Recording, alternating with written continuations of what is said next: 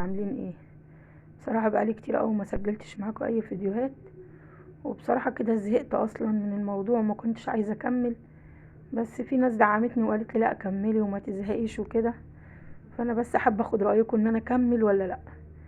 النهاردة بقى هنعمل مع بعض. بصوا بديل السمنة البلدي، بصراحة الشكل تحفة. بما اني خلاص كل سنة وانتم طيبين داخلين على شهر رمضان، فقلنا كده ايه نروق الفريزر ونشوف اي حاجة ملهاش لازمة بقى ونظبط الدنيا. فانا كان عندي مجموعة الدهن دي كده، كل كيس فيه حتة وكده، فانا لميت كله وهنقطعه بقى كده حتت صغيرة.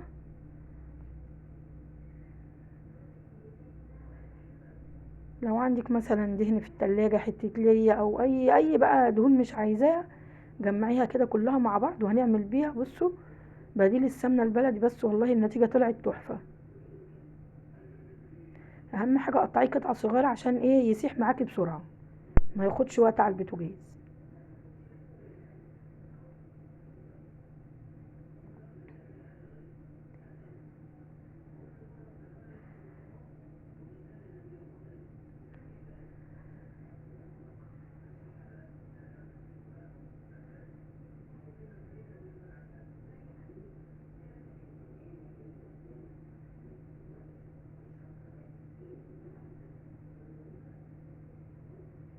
نقطع بقى كل الكمية اللي معانا دي قطع صغيرة ونحطهم في حلة كده. اهم حاجة تبقى النار هادية خالص عليهم عشان ما يتحرقش مني بسرعة.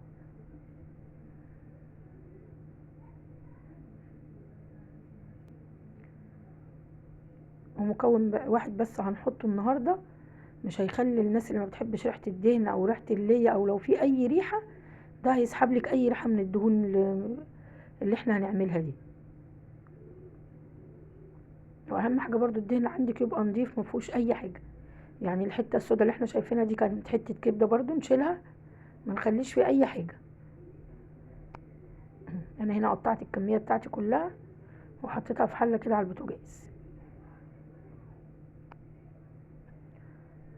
هنضيف بقى معاها كوباية لبن، وانا عندي برضو ايه حبة قشطة كنت شايلهم من على وش اللبن بحوشهم في الفريزر، برضو ضفتهم عليه. ده بصراحة هيديكي نتيجة ممتازة.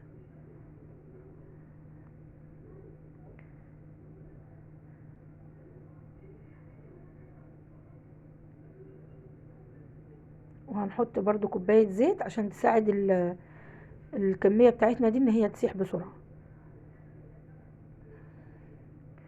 وبرضو محتاجة اعرف رأيكم او تعليقاتكم ان انا اكمل ولا لا، لان الموضوع بصراحة صعب. هنا هنضيف اهو كوباية لبن، وبعدين هنقلب برضو باستمرار.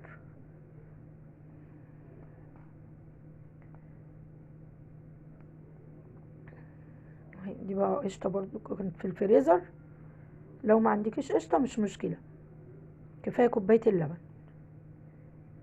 بس برضو القشطة بتديله طعم جميل، وانتوا في الاخر هتشوفوا برضو النتيجة وتحكموا بنفسكم.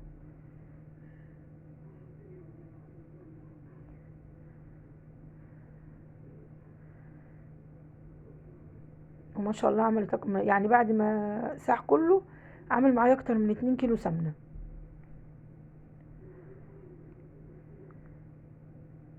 هنفضل كل شوية برضو كده نقلب، بس كل مدى الكمية اصلا بتقل.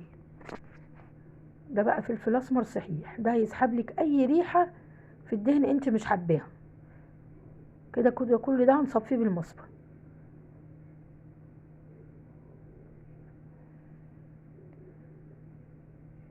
ولا هنحط ملح ولا اي حاجة، هو فلفل اسمر بس كده صحيح. بصوا ما شاء الله اصلا بيبقى لونه ابيض ازاي. ده بقى من اللبن والقشطة اللي احنا حاطينها. هنا بقى لما نوصل للمرحلة دي واللون ده نحط عليها ونصفيه بقى في مصفى. في ناس ممكن تحتفظ بالدهون ديت، لا ملهاش لازمة، هي كده كده خلاص نزلت كل السوائل اللي فيها. والله وده صحي جدا عن السمنة اللي هي المهدرجة. يعني انا بالنسبة لي ده صحي جدا. هنا فضينا الكمية، بس اهم حاجة تفضيها بعد ما تبرد. انا كنت احطها في البطرمان بس البطرمان كبير،